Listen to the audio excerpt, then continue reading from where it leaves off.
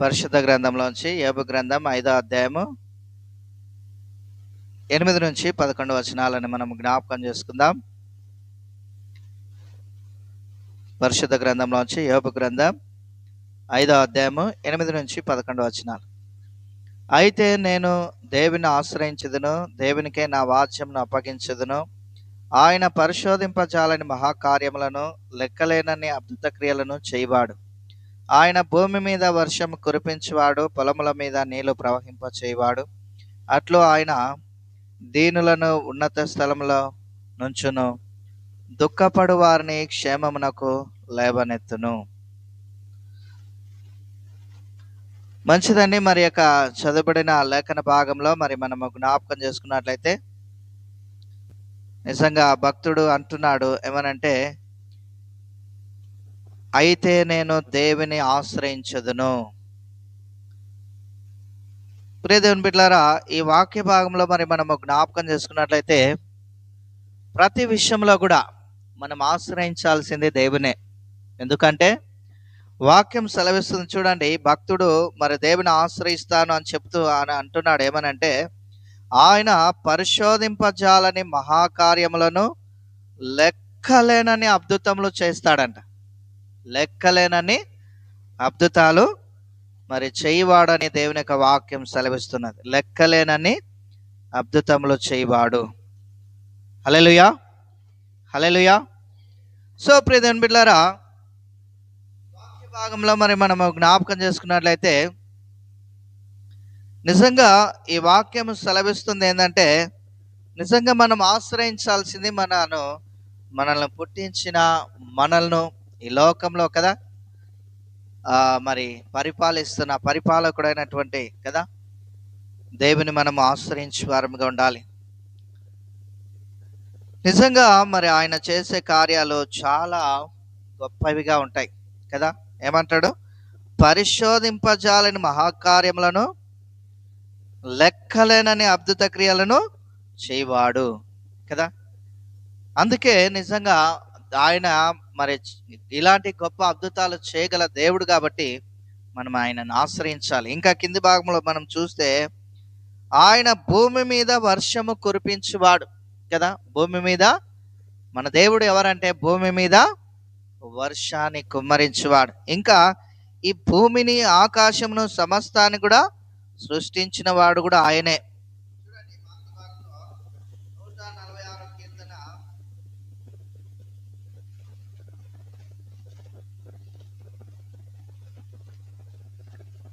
146వ కీర్తన 6వ వచనంలో మనం చూస్తే గనక, ఆయన ఆకాశమును, భూమిని, సముద్రమును, దానిలోని సర్వమును సృజించిన వాడు.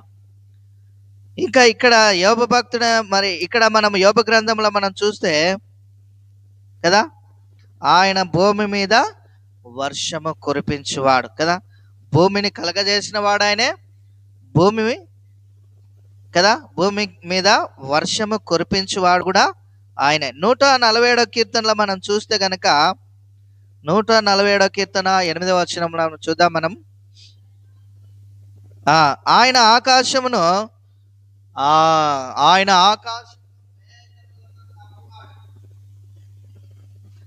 భూమి కొరకు వర్షము సిద్ధపరచువాడు. హల్లెలూయా. చూడండి ప్రియ దేవుని బిడ్డలారా, భూమి కొరకు వర్షము సిద్ధపరచువాడు ఆయన కదా. ఆకాశమును ఏం చేస్తాడంట? మేఘములతో కప్పుతాడంట కదా. మనకు ఒక సూచన, వర్షం వస్తున్నప్పుడు మేఘములు మనకి కనబడతాయి కదా. మేఘములు చూడండి. అందుకే ఇక్కడ ఏమంటాడంటే, ఆయన ఆకాశమును మేఘములతో కప్పువాడు కదా. ఇంకా భూమి కొరకు వర్షము సిద్ధపరచువాడు కదా.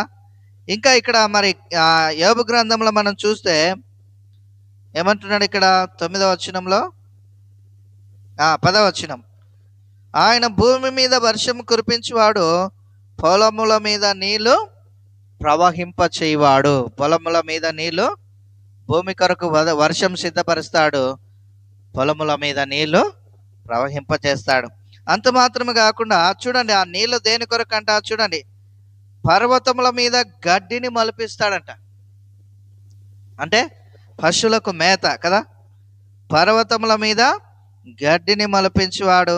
ఇంకా పశువులకును అరచుచుండు పిల్ల కాకులకును ఆయన ఆహారం ఇచ్చువాడు కదా. ఈ భూమి మీద వర్షం ఎందుకు కురిపిస్తాడంటే గడ్డిని మలిపిస్తాడు, తర్వాత పశువులకును అరచుచుండు పిల్ల కాకులకును ఆయన ఆహారం ఇస్తాడు. ఇంకా చూడండి, ఇంకా ఏమంటాడు, గుర్రముల బలమునందు ఆయన సంతోషించాడు, నరుల కాలి సత్వ యందు ఆయన ఆనందించాడు, తన యందు భయభక్తులు గల వారి యందు తన కృప కొరకు కనిపెట్టు వారి యందు యెహోవా ఆనందించువాడై ఉన్నాడు.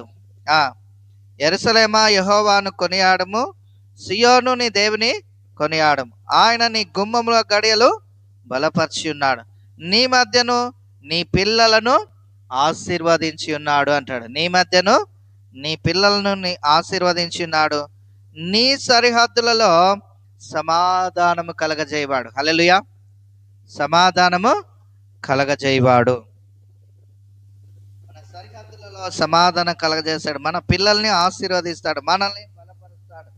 ఇంకా చూడండి, కింది భాగంలో ఏమంటాడు, మంచి గోధుమలతో నిన్ను తృప్తిపరచువాడు ఆయనే. హల్లెలూయా, మంచి గోధుమలతో నిన్ను తృప్తిపరచువాడు ఆయనే. ఇంకా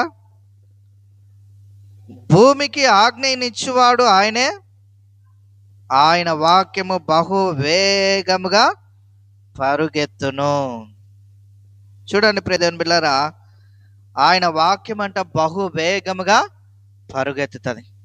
ఇక మనుషుల విషయంలో మనం చూస్తే గనక మరి ఇంకా మరి యోబు గ్రంథంలో అట్లు ఆయన దీనులను ఉన్నత స్థలంలో నుంచును, దుఃఖపడు వారిని క్షేమమునకు లేవనెత్తును. భూమి మీద వర్షం కురిపించి మంచి పంటలను ఇచ్చి దేవుడంట కదా, ఆయన దీనులను ఉన్నత స్థలంలో ఉంచుతాడంట. దుఃఖపడు వారిని ఆయన ఏం చేస్తాడంట, క్షేమమునకు లేవనెత్తుతాడంట. హల్లెలూయా, దుఃఖపడు వారిని ఏం చేస్తాడంట, క్షేమమునకు లేవనెత్తుతాడు. సో ప్రియదేవుని బిడ్డలారా, నిజంగా మరి దుఃఖాన్ని తొలగించువాడు, ఉన్నత స్థలంలో నుంచువాడు, ప్రతి జంతువులకు అరచుచుండు పిల్ల కాకులకు ఆహారం ఇచ్చేవాడు, పశువుల కొరకు గడ్డిని మొలపించువాడు, ప్రతి విషయంలో కూడా మరి ఆయన సహాయం చేసేవాడుగా ఉంటున్నాడు. దుఃఖపడు వారిని ఏం చేస్తాడంట, క్షేమమునకు లేవనెత్తువాడు అని. ఇంకా మనము జ్ఞాపకం చేసుకుంటే యోహాను సువార్త 16వ అధ్యాయము 20వ వచనంలో మనం చూస్తే గనక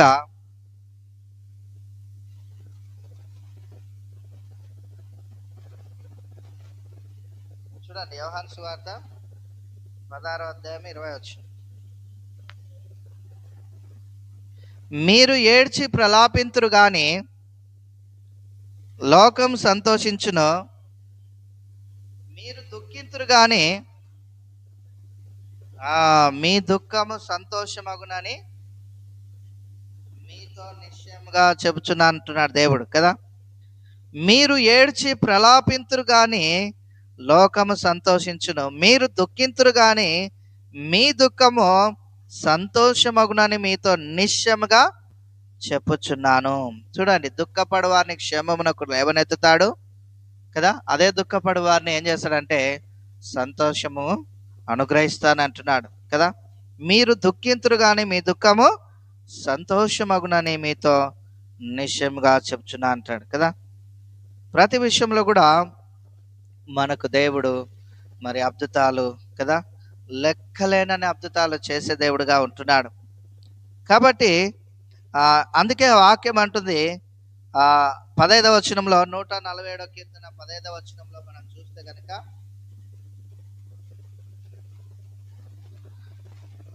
భూమికి ఆజ్ఞనిచ్చేవాడు ఆయనే, ఆయన వాక్యం బహు వేగముగా పరిగెత్తునంట కదా. ఏమవుతుందంట, ఆయన వాక్యము బహు వేగముగా పరిగెత్తుతుంది కదా. ఎందుకు పరిగెత్తుదంటే వాక్యము ప్రతి మనిషిని కదా కదా దుఃఖం ఉంటే సంతోషం ఇవ్వడానికి కదా. ప్రతి విషయంలో కూడా వాక్యమే మనకు మరి మనల్ని బలపరుస్తూ ఉంటుంది. వాక్యమే మనకు నెమ్మదిని ఇస్తూ ఉంటుంది. వాక్యమే మనల్ని మరి ఆదరిస్తూ ఉంటుంది. కాబట్టి ఆయన వాక్యం వేగముగా పరిగెత్తునని వాక్యం సెలవిస్తుంది. ఇంకా కింది భాగంలో మనం చూస్తే, గొర్రె బొచ్చు వంటి హిమము కురిపించువాడు ఆయనే, బూడిద వంటి మంచు కణములు చల్లువాడు ఆయనే, ముక్క ముక్కలుగా వడగండ్లు విసురువాడు ఆయనే. ఆయన పుట్టించు చలికి ఎవరు నిలవగలరు? ఆయన ఆజ్ఞ ఇయ్యగా అవన్నీ కరిగిపోవును. ఆయన తన గాలి విసరజేయగా నీళ్లు ప్రవహించును. ఆయన గాలి విసరజేయగా నీళ్లు ప్రవహించును. ఆయన తన వాక్యమును యాకోబునకు తెలియజేశాను, తన కట్టడలను తన న్యాయ విధులను ఇశ్రాయేలునకు తెలియజేశాను. ఏ జనమునకు ఆయన ఇలాగూ చేసి ఉండలేదు. ఆయన న్యాయ విధులు వారికి తెలియకయ్యి ఉన్నాయి. యెహోవాను స్తుతించుడి. చూడండి ప్రియ దేవుని బిడ్డలారా, నిజంగా లెక్కలేనన్ని అద్భుతాలు చేసేవాడు దేవుడు కదా. భూమిని కలగజేసిన వాడు ఆయనే, భూమి కొరకు వర్షం సిద్ధపరచువాడైనే, భూమి మీద వర్షం కురిపించి పొలముల మీద నీళ్లు ప్రవహింపచేయువాడైనే. ఇంకా అట్లు ఆయన దీనులను ఉన్నత స్థలంలో ఉంచుతాడు, దుఃఖపడు వారిని ఏం చేస్తాడంట? క్షేమమునకు లేవనెత్తుతాడు. ఈ చూడండి, మనల్ని పోషించడమే కాకుండా ఈ లోకంలో పశువులు జంతువులు ఏవైతే ఉన్నాయో వాటన్నిటిని కూడా పోషించే దేవుడుగా ఉంటున్నాడు. వాటన్నిటిని పోషించే దేవుడుగా ఉంటున్నాడు. చూడండి ఆ మాట 9వ వచనంలో మనం చూస్తే కదా, పశువులకును అరచుచుండు పిల్ల కాకులకును ఆయన ఆహారం ఇచ్చువాడు కదా. చూడండి ఈ యొక్క వాక్య భాగంలో ప్రతి జంతువుకు ప్రతి పక్షికి మరి దేవుడే ఆహారం ఇస్తాడు. మనల్ని దీవిస్తాడు. పక్షులకు జంతువులకు కూడా ఆహారం ఇచ్చేది ఆయనే కదా. భూమి మీద గడ్డిని మలిపించేవాడు కూడా ఆయనే. పొలముల మీద నీళ్లు ప్రవహింపజేయవాడు ఆయనే. అయితే ఆయన ఎవరి యందు ఆనందిస్తాడంటే, ఎవరైతే తన యందు భయభక్తులు కలిగి ఉన్నారో, తన కృప కొరకు ఎవరైతే కనిపెట్టుకుని ఉన్నారో వారి యందే ఆయన ఆనందించే దేవుడుగా ఉంటున్నాడు. సో ప్రియ దేవుని బిడ్డలారా, మరి ఈ సమస్తాన్ని సృష్టించిన దేవుడు మన దేవుడు కదా. ఆ సృష్టికర్త అయిన యేసయ్యను మనము కలిగి ఉన్నాం కదా. సృష్టికర్త అయిన యేసయ్యను మనం కలిగి ఉన్నాం. దేవాతి దేవుడైన మరి యెహోవా సెలవిస్తున్న మాటలు మనము జ్ఞాపకం చేసుకోవాలి కదా. ఆయన మరి పరిశుద్ధుడుగా కదా, నీతిమంతుడుగా, బలవంతుడుగా, శక్తివంతుడుగా, అద్భుతాలు ఆశ్చర్యక్రియలు చేయవాడుగా ఉంటున్నాడు. ప్రతి విషయంలో కూడా మనకు తన సహాయాన్ని అందించేవాడై ఉంటున్నాడు. నిజంగా ఆయన వాక్యము కూడా వేగముగా పరిగెత్తునంటది. నిజంగా ప్రతి మనిషిని లేవనెత్తడానికి, బలపరచడానికి, ఆదరించడానికి కదా, కృంగిన వారిని లేవనెత్తడానికి ప్రతి విషయంలో కూడా ఆయన వాక్యం అంట బహువేగముగా పరిగెత్తును కదా, బహువేగముగా పరిగెత్తును. కాబట్టి నిజంగా దేవుని యొక్క వాక్యాన్ని వింటున్న దేవుని సంగమా, నిజంగా మనం ఎవరిని ఆశ్రయించాలంటే నిన్ను నన్ను సృష్టించిన యేసయ్యను మనం ఆశ్రయించాలి. మన దేవుడైన యెహోవాను మనము ఆశ్రయించాలి కదా. ఆయనే మరి కదా ఆ మహత్కార్యంలో చేయవాడు కదా. లెక్కలేనన్ని అద్భుతంలో చేసి కదా మనల్ని ఉన్నత స్థితిలో ఉంచుతాడు. మనలో ఉన్న దుఃఖాన్ని కూడా తొలగిస్తాడు. ప్రతి విషయంలో కూడా మనకు సహాయం చేసి మనల్ని ఆశీర్వదించేవాడుగా ఉంటున్నాడు. మన పిల్లల్ని కూడా ఆయన దీవిస్తాడు అంటున్నాడు కదా. మన పిల్లల్ని కూడా ఆయన దీవిస్తానంటున్నాడు. 147వ కీర్తనలో మనం చూస్తే ఆ మాట మనకు కనబడుతుంది. చూడండి 13వ వచనంలో, ఆయన నీ గుమ్మముల గడియలు బలపరిచి ఉన్నాడు, నీ మధ్యను నీ పిల్లలను ఆశీర్వదించి ఉన్నాడు, నీ సరిహద్దులలో సమాధానం కలగజేయవాడు ఆయనే. ఇంకేమంటున్నాడు? మంచి గోధుమలతో నిన్ను తృప్తిపరచువాడు ఆయనే.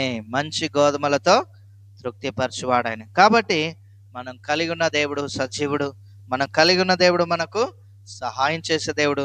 మనం కలిగి ఉన్న దేవుడు మనని ప్రతి పరిస్థితి నుంచి కదా, ఇప్పుడు మీరు దుఃఖింతురు కానీ మీరు మళ్ళీ సంతోషాన్ని పొందుకుంటారంటాడు కదా, సంతోషము పొందుకుంటారంటాడు కదా.